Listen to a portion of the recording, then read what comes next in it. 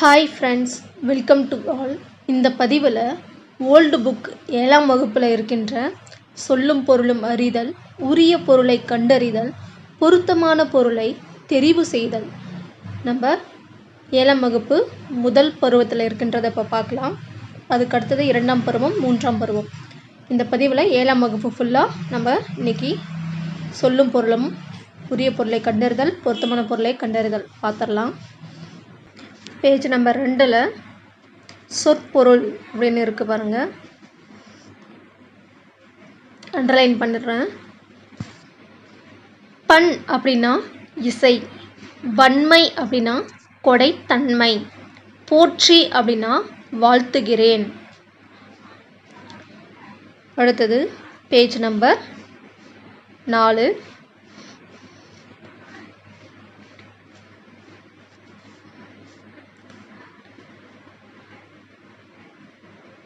ரெண்டாவது திருக்குறள் சொற்பொருள்.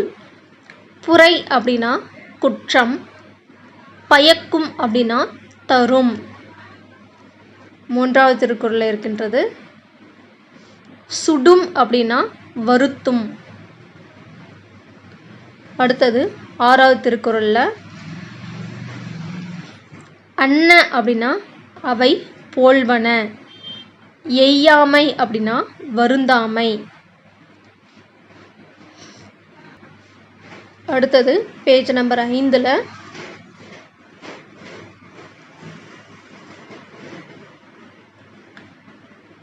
திருக்குறள் 8ல் அகம் அப்படின்னா உள்ளம், அமையும் அப்படின்னா உண்டாகும்.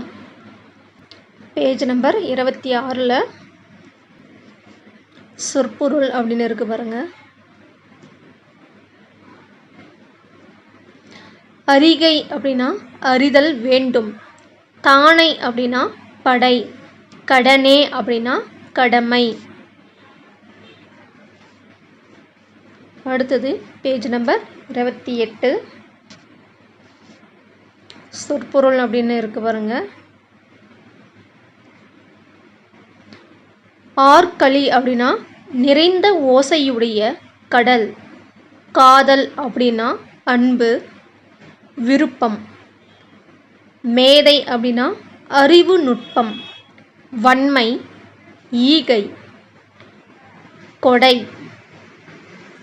பிணி அப்படின்னா நோய், மெய் அப்படின்னா உடம்பு, நாணம் அப்படின்னா செய்யக்கூடாதனை செய்ய அச்சப்படுதல், சிறந்தன்று சிறந்தது, வழிபடுதல், போற்றி வணங்குதல்.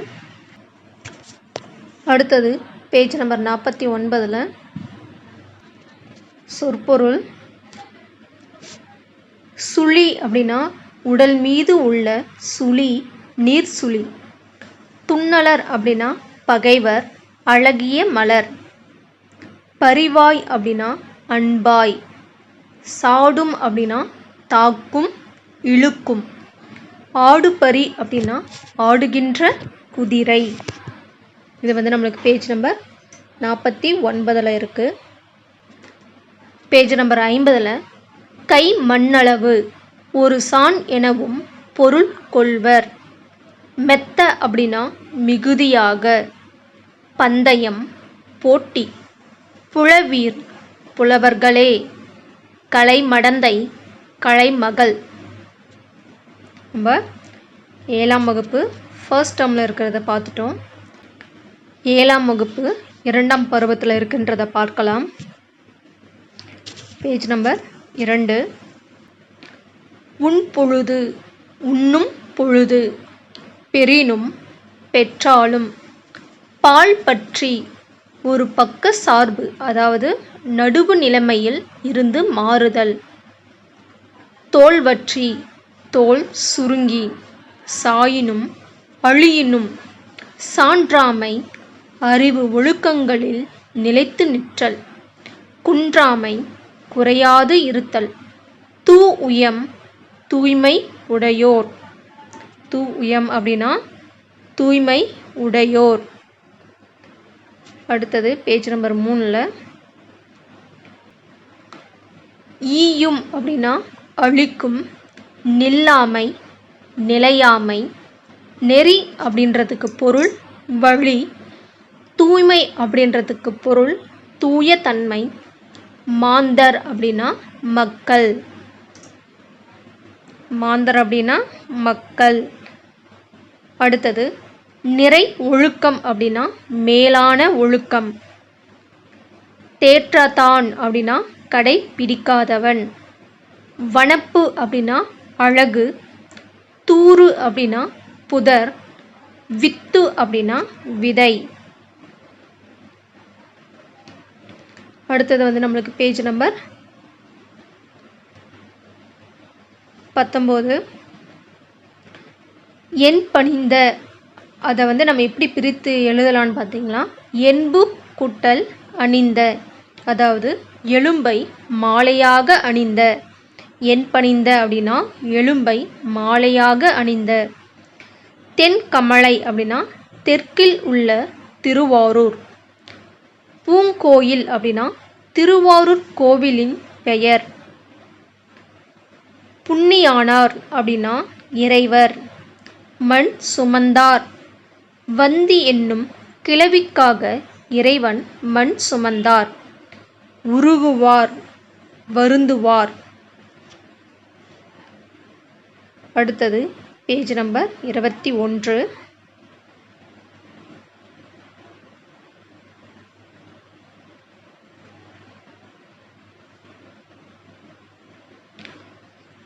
பதுமை உருவம். மெய்ப்பொருள் நிலையான பொருள். கணக்காயர் ஆசிரியர். கணக்காயர் அப்படின்னா ஆசிரியர். நம்மளுக்கு அடுத்தது பேஜ் நம்பர் 42 இருக்கு.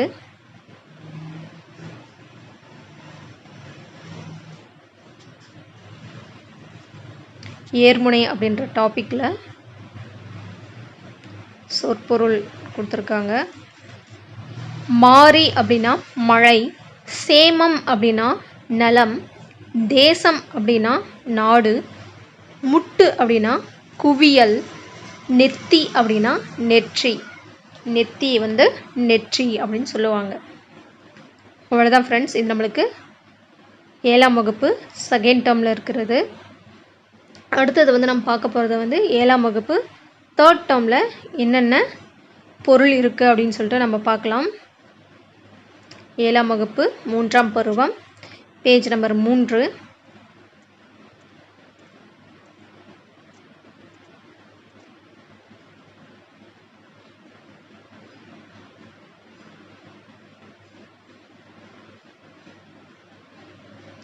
திரு அப்படின்னா செல்வம். நிவேதனம் அப்படின்னா படியளமுது. கனகம் அப்படின்னா பொன். புரவி அப்படின்னா குதிரை. கோ அப்படின்னா அரசன். கடுகி அப்படின்னா விரைந்து. திரு அப்படின்னா செல்வம். நிவேதனம் அப்படின்னா படியளமுது. கனகம் அப்படின்னா பொன். புரவி அப்படின்னா குதிரை. கோ அப்படின்னா அரசன். கடுகி அப்படின்னா விரைந்து. அடுத்தது பேஜ் நம்பர் 5.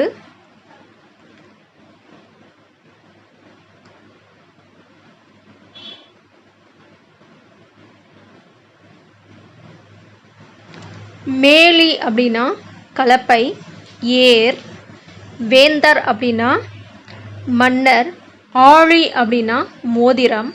சூழ்வினை அப்படின்னா உண்டாகும் வறுமை துன்பம். காராளர் அப்படின்னா மேகத்தை ஆளுகின்றவர்களாகிய உழவர்.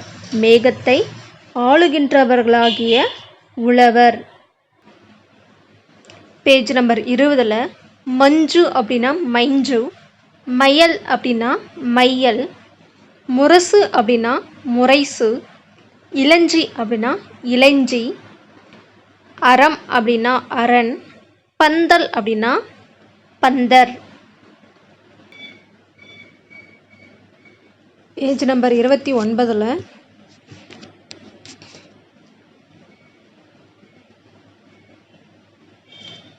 கசடு அப்படின்னா குற்றம். நிற்க அப்படின்னா கற்றவாறு நடக்க. இரண்டாவது திருக்குறளில் இருக்கின்றதை பார்க்கலாம். எண் அப்படின்னா எண்கள், கணக்கு. எழுத்து அப்படின்னா இலக்கண இலக்கியங்கள், வரி வடிவம். அடுத்தது நான்காவது திருக்குறளில் இருக்கின்றது. உவப்ப அப்படின்னா மகிழ, தலைக்கூடி அப்படின்னா ஒன்று சேர்ந்து. அடுத்தது ஐந்தாவது திருக்குறளுடையது, பேஜ் நம்பர் 30. உடையார் அப்படின்னா செல்வர், இல்லார் அப்படின்னா ஏழை, ஏற்காற்று அப்படின்னா கவலைப்பட்டு, கடையர் அப்படின்னா தாழ்ந்தவர். அடுத்தது ஆறாவது திருக்குறள். தொட்டனைத்து, தோண்டும் அளவு, மாந்தர் அப்படின்னா மக்கள். ஏழாவது திருக்குறள் இருக்கின்ற சொற்பொருள். சாந்துணையும், சாகும் வரையிலும். எட்டாவது திருக்குறள் இருக்கின்ற சொற்பொருள். ஏமாப்பு அப்படின்னா பாதுகாப்பு. ஒன்பதாவது திருக்குறள் இருக்கின்ற சொற்பொருள். காமுறுவர், விரும்புவர். பத்தாவது திருக்குறள் இருக்கின்ற சொற்பொருள். விழுச்செல்வம், சிறந்த செல்வம். மாடு அப்படின்னா செல்வம்.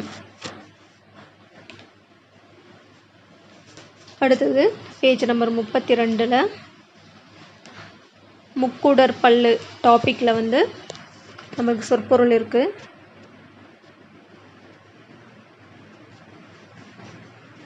தத்தும் புனல், தத்தி செல்லும் நீர். முத்தம் அடைக்கும், முத்துக்கள் மிக்கு பெருகி இடையே அடைத்து கொண்டு கிடக்கும். களிப்பு வேலை, கருமார், கொல்லார், தட்டார் முதலியோர் செய்யும் தொழில்கள். அப்படிதான் அதை தான் வந்து களிப்பு வேலை அப்படின்னு சொல்லுவாங்க. சித்திரம் அப்படின்னா சிறப்பான காட்சிகள். மதோன்மத்தர் அப்படின்னா பெரும் பித்தனாகிய சிவபெருமான். பேஜ் நம்பர் 50 வந்து எங்கள் தமிழ் பாரதிதாசன் எழுதியிருக்காரு. அதில் இருக்கின்ற சொற்பொருள் பார்க்கலாம்.